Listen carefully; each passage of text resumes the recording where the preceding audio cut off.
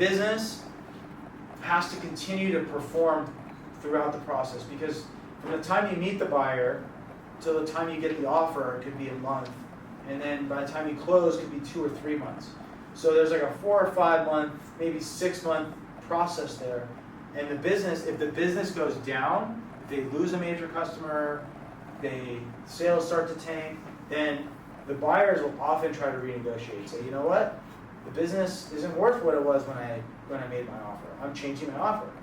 So that's a really, really hard thing, and it happens a lot, because a lot of times the sellers, they feel like the deal's done when the offer comes in. The deal's not done. That's a preliminary offer, subject to due diligence. There needs to be 40 to 50 page agreements typically that are written up. So it takes a while, and the business needs to perform, or else the deal can fall apart.